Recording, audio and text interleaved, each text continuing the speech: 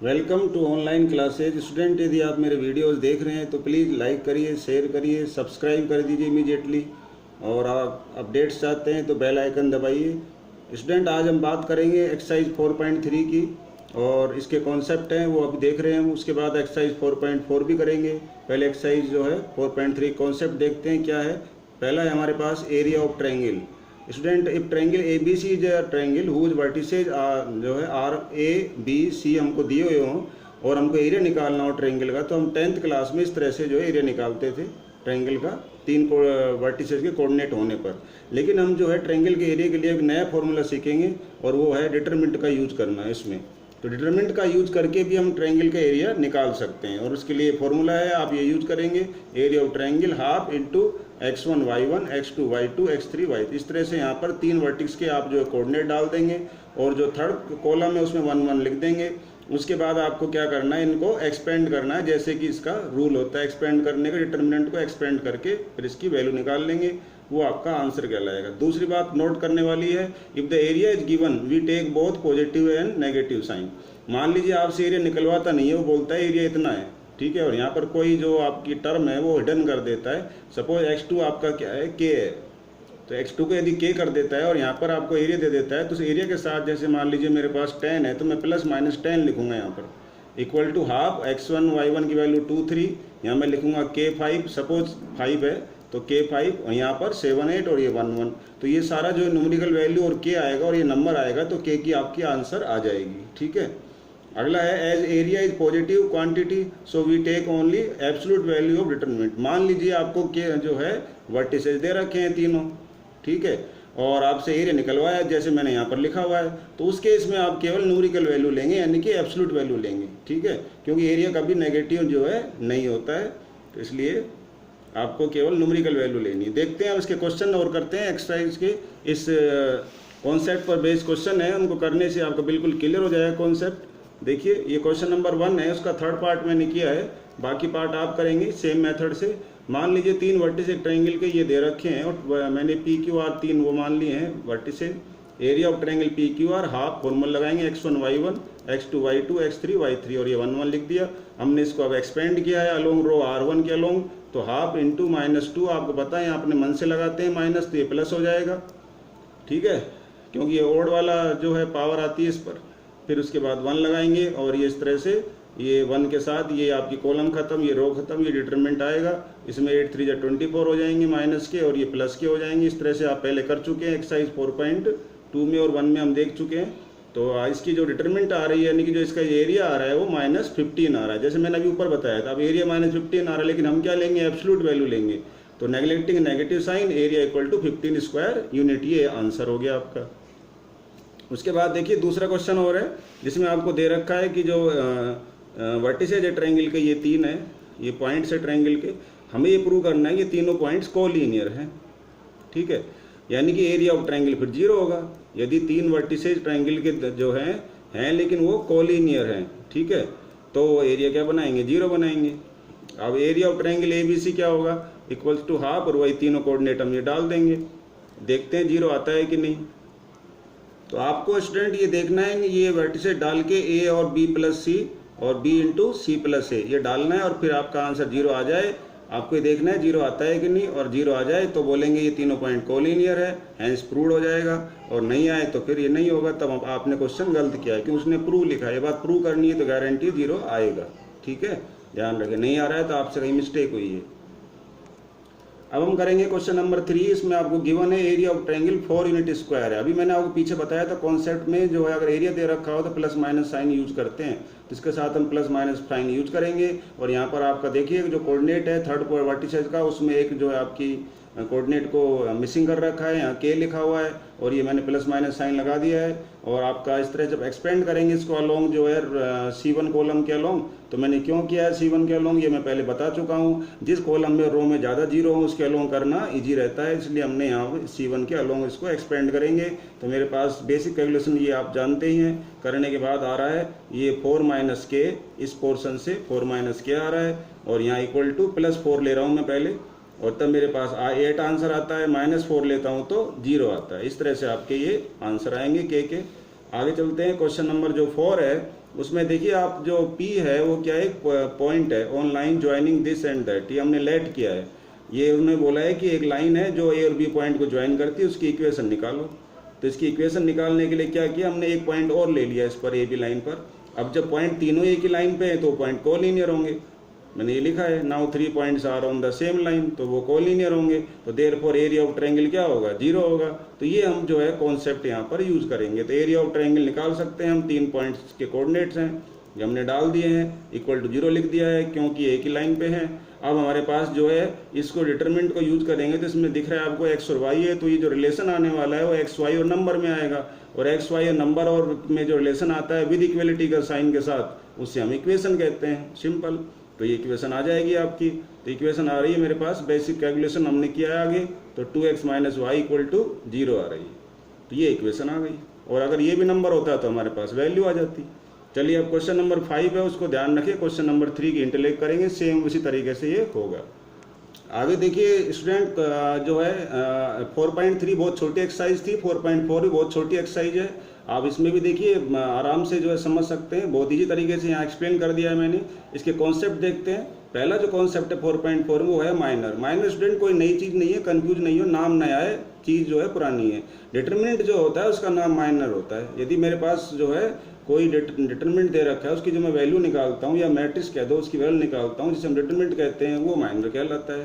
Sir कैसे करते हैं प्रैक्टिकल में, तो देखिए डिटरमिनेंट जो है जो हम प्राप्त करते हैं कैसे, डिलीट करके ith रो और jth कॉलम को डिलीट करके, और किसका ith रो j कॉलम, किसी एलिमेंट के अलोंग जो होता है, इज कॉल्ड माइनर। एग्जाम्पल से क्लियर हो जाएगा। देखिए मान लीजिए डिटरमिनेंट एक ये है मेरे पास, तो माइनर जो है मुझे मान लीजिए सिर्फ सपोज 2 1 एलिमेंट का माइनर निकालना है, तो इस एलिमेंट 2 1 के अलोंग जो रो है उसको डिलीट कर देंगे, इस एलिमेंट के अलोंग जो कॉलम है उसको भी डिलीट कर देंगे, और हमारे पास जो बच रहा है वो ये बच रहा है A1 A13 A32 A33। ये देखो मैंने लिख दिया है, तो ये माइनर कहलाएगा। तो बहुत सिंपल है।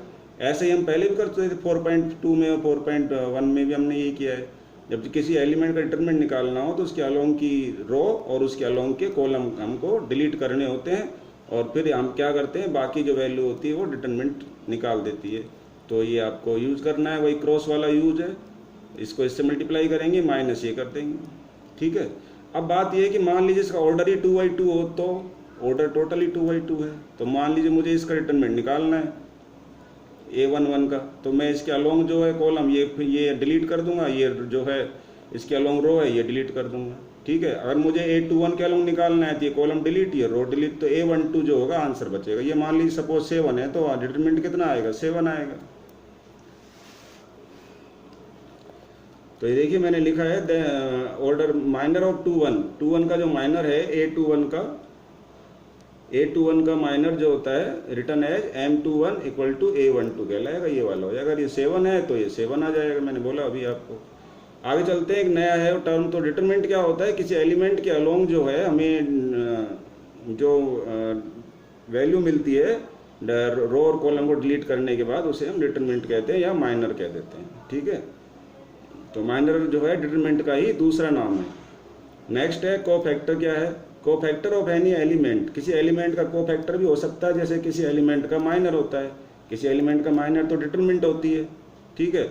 तो किसी एलिमेंट का जो कोफैक्टर है वो क्या है, माइनर को जब हम क्या करते हैं -1 की पावर i+j से मल्टीप्लाई कर देते हैं माइनर को, तो उसको कोफैक्टर कह देते हैं। इतना सा फर्क है, बाकी सब कुछ वही है। तो माइनर ही कोफैक्टर है देखा जाए तो, बस नेगेटिव पॉजिटिव साइन के साथ मल्टीप्लाई करना होता है माइनर को, तो वो कोफैक्टर कहलाता है। तो देखिए अभी मेरे पास पहले हम जो है यहाँ पर लेते हैं।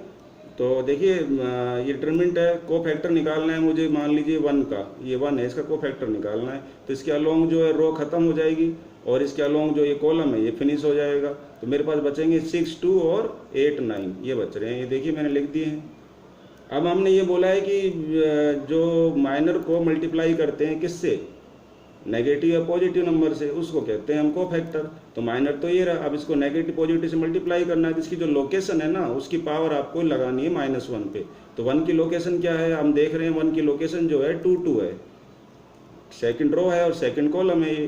तो -1 की पावर 2 + 2 आ जाएगी। तो आपको क्या करना है, यहाँ से कॉपी कर लीजिए, यहाँ 2 2 लिखा है, यहाँ भी लिख दीजिए। ये इवन पावर हो गई, +1 आएगा, तो +1 इंटू इसकी जो वैल्यू होगी वो आंसर हो जाएगा। तो ये कोफैक्टर होता है। तो कोफैक्टर क्या है, माइनर को -1 या +1 से मल्टीप्लाई करने पर जो आता है वो कोफैक्टर कहलाता है। अगर ओड पावर है तो माइनस से मल्टीप्लाई करेंगे, और इवन पावर आती है तो +1 से करेंगे। एक दो बात और स्टूडेंट जो वेरी इंपॉर्टेंट है इस एक्सरसाइज के जो सवाल है उससे करने से पहले, दो नोट है जो मैंने अलग से लिखे हैं, जरा ध्यान दीजिए। ये माइनर और कोफैक्टर का यूज क्या है। आपने देखा कि माइनर का तो यूज ये है कि कोफैक्टर निकालने में हेल्प मिलती है। फिर कोफैक्टर क्या काम आता है, कोफैक्टर जो है डिटरमिनेंट की वैल्यू निकालने में हेल्प करता है। देखिए वैल्यू ऑफ द डिटरमिनेंट हमें निकालनी है। एक तो हम 4.1 में सीख चुके हैं भाई, ith रो और jth कॉलम को डिलीट करके और फिर मल्टीप्लाई और डिफरेंस क्रॉस मल्टीप्लाई करके निकाल लेते हैं।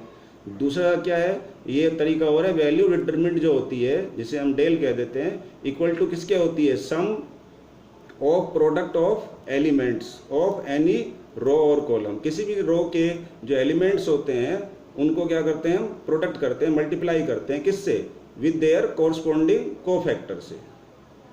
अब वर्ड्स में थोड़ा कम समझ में आया तो देखिए सिंबल में मतलब ये है, मुझे डिटरमिनेंट निकालना है किसी मैट्रिक्स का या किसी जो है दे रखा है आपको 2y² मैट्रिक्स का, तो आपको क्या करेंगे, स्क्वायर मैट्रिक्स का ही होता है डिटरमिनेंट, ध्यान रखना स्टूडेंट। और तो आप डिटरमिनेंट निकालने के लिए ये फॉर्मूला यूज कर सकते हैं जो कि एक सिंबॉलिक फॉर्म है, वैसे हम पहले पढ़ चुके हैं, चीज़ वही है। देखिए पहले हम क्या करते थे, कोई एलिमेंट लेते थे, उसके अलोंग रो और कॉलम को डिलीट करते थे, फिर इनटू डिटरमिनेंट करते थे। तो यहाँ भी एलिमेंट लेंगे और रो और कॉलम के अलोंग जो है एलिमेंट को डिलीट कर देंगे, फिर डिटरमिनेंट से मल्टीप्लाई करेंगे।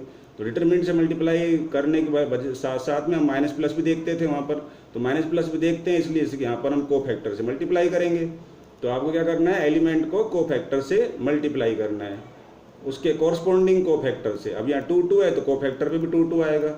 यहाँ पर जो है देखिए, सॉरी 1 है तो यहाँ पर भी 1 आएगा, ये 1 है, ध्यान रखिए स्टूडेंट। और यहाँ पर जो है 1 है तो वहाँ भी 1 आएगा।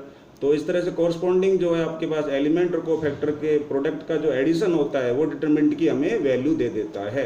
Important rule number 1। और दूसरा रूल नंबर 2 है वो यहाँ देखिए, आप देखिए, if the element of a row are multiplied by cofactor of any other row. एक एलिमेंट के तो रो लेंगे, ठीक है, और उसी एलिमेंट के कोफैक्टर नहीं लेना है, दूसरे एलिमेंट के कोफैक्टर से मल्टीप्लाई करते हैं तो सम क्या आता है, 0 आता है, फिक्स है ये। लेकिन यहाँ पर क्या कर रहे हैं हम, जिस एलिमेंट को ले रहे हैं, आप किसी रो के जो एलिमेंट ले रहे हैं उसी रो के कोफैक्टर ले रहे हैं, इसलिए यहाँ 0 नहीं आ रहा है और यहाँ 0 आएगा। देखिए A11 लिया है तो मैंने यहाँ पर भी कैपिटल ए के साथ 11 लिया है, एलिमेंट मैंने 12 लिया है तो यहाँ पर जो मैंने, सॉरी यहाँ पर 31 है, और यहाँ पर जो मैंने कोफैक्टर है वो 32 लिया है। देखिए 12 है एलिमेंट, तो यहाँ पर 12 नहीं है कोफैक्टर, 32 है, क्योंकि दूसरी रो का कोफैक्टर है। यहाँ पर देखिए दोबारा से, ये जो स्मॉल a है मेरा, ये एलिमेंट है वो 13 है, लेकिन कोफैक्टर तो 33 है। तो एलिमेंट और कोफैक्टर जो है कि लोकेशन सेम नहीं है, तो उस केस में क्या हो जाता है, आपका डिटरमिनेंट 0 आता है एडिशन निकाल के। अब इससे रिलेटेड जो हमने कॉन्सेप्ट पढ़े हैं, एक्सरसाइज करते हैं, वो है 4.4। क्वेश्चन नंबर 1 जो है आप क्वेश्चन नंबर 2 की तरह करेंगे। क्वेश्चन नंबर 2 का आंसर, तो ये क्वेश्चन नंबर 2 देखिए, डिटरमिनेंट ऑफ a है, ये आपको दे रखा है, ठीक है। अब हम इसके जो है माइनर और कोफैक्टर निकालने के लिए कहा गया है। फाइंड क्या करना है आपको, ये तो आपको क्या है गिवन है, फाइंड क्या करना है, फाइंड करना है आपको माइनर्स एंड कोफैक्टर्स। तो माइनर्स में M11 निकाल रहा हूँ पहले इसका, तो आपको पता है माइनर क्या होता है, इसको रो को डिलीट कर देंगे, कॉलम को डिलीट कर देंगे, ये जो वैल्यू होगी वो माइनर दे देगी मुझे, ये आ गई 11। ऐसे ही M13 निकाल रहे हैं, 1 और 3, ये हो गई आपके पास 4 वाली पोजीशन, ये दोनों खत्म हो जाएंगे, 3 - 0, ये 3 आ गया। तो सिमिलरली आप ये सब निकालेंगे, जितने भी ये माइनर हैं सारे निकाल लेना आप। आगे बात करते हैं, देखो सिमिलरली आपको क्या करना है, अब आगे हम जो है कोफैक्टर की बात कर रहे हैं। कोफैक्टर के लिए मैंने क्या बोला, माइनर निकल गया तो कोफैक्टर वेरी वेरी इजी है। आप क्या करेंगे, जो माइनर है उसको नेगेटिव या पॉजिटिव से मल्टीप्लाई करना है। उसके लिए देखना है कि ऊपर i+j की पावर पॉजिटिव, सॉरी इवन आ रही है या ओड आ रही है। यदि -1 के ऊपर i+j की पावर इवन आ रही है तो प्लस से मल्टीप्लाई करेंगे। ये देखिए यहाँ पर इवन आ रही है, प्लस से कर दिया मैंने। यहाँ पर देखिए +1 इफ इट इज़ पॉजिटिव और minus if it is odd.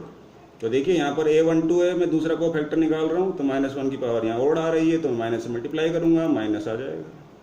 इस तरह से सिमिलरली अदर कोफैक्टर भी आप निकाल सकते हैं, बहुत ईजी क्वेश्चन है। और बहुत इजी तरीका मैंने आपको समझा दिया है। अब ये गिवन दे रखा है, आपका जो डेल है वो क्या है दे रखी है, डिटरमिनेंट की जो वैल्यू है वो ये है। और फाइंड क्या करना है, इसको यूज करके कोफैक्टर ऑफ एलिमेंट्स के जो कोफैक्टर यूज करिए किसके, सेकंड रो के, आप डिटरमिनेंट निकालिए, ये बोला है आपसे। फाइंड क्या करना है, डिटरमिनेंट, कैसे, जो है कोफैक्टर यूज करके, किसके कोफैक्टर, सेकंड रो के एलिमेंट के, यानी इस रो के एलिमेंट के। तो A21 ये सेकंड रो है, A21 -1 की पावर ओड हो गई, और ये जो है दोनों फिनिश हो जाएंगे, तो 3823 बचेगा, ये देखिए तो 7 आ गया। फिर इस तरह सेकंड कोफैक्टर निकालेंगे, थर्ड निकालेंगे, तीनों कोफैक्टर निकाल लिए अपन ने, इनको यूज करके डिटरमिनेंट निकालना है। तो ये फॉर्मूला मैंने आपको बता चुका हूँ पीछे कॉन्सेप्ट के अंदर। फॉर्मूला क्या है मेरे पास, ए जो है एलिमेंट को कोफैक्टर से मल्टीप्लाई करेंगे, कोरस्पॉन्डिंग कोफैक्टर्स, एलिमेंट उसका कोरस्पॉन्डिंग कोफैक्टर, एलिमेंट उसका कोरस्पॉन्डिंग कोफैक्टर, मल्टीप्लाई करेंगे तो कुछ टर्म्स जो आपके 0 हो रहे हैं, बाकी आपका ऐड करने पर, सब्ट्रैक्ट करने पर 7 आ रहा है। ये आपका डिटरमिनेंट की वैल्यू हो गई। डिटरमिनेंट की वैल्यू हम एलिमेंट और कोरस्पॉन्डिंग कोफैक्टर को ऐड करके भी निकाल सकते हैं।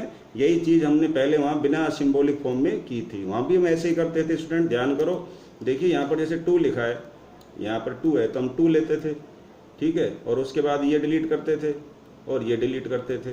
फिर क्या करते थे हम, 9 - 8 2 = 16 करते थे, ठीक है। तो 16 में से अगर 9 गए तो -7 बच गए। लेकिन ये जो है नेगेटिव पोजीशन है तो -1 से मल्टीप्लाई और करते थे, तो -1 × -7 तो +7 आ गया, देखो ये, और 2 ऐसे कैसे है। तो पुराने मेथड को अब हमने यहाँ पर सिंबॉलिक फॉर्म में सीखा है, कोई नया नहीं है। और आगे क्वेश्चन नंबर 4 और 5 जो है वो क्वेश्चन नंबर 3 की तरह आप करेंगे। और ये एक्सरसाइज आपकी ओवर हो गई है। एंड स्टूडेंट आपको ये वीडियोज़ कैसे लग रहे हैं प्लीज़ ज़रूर कमेंट्स करके बताइए। Thank you.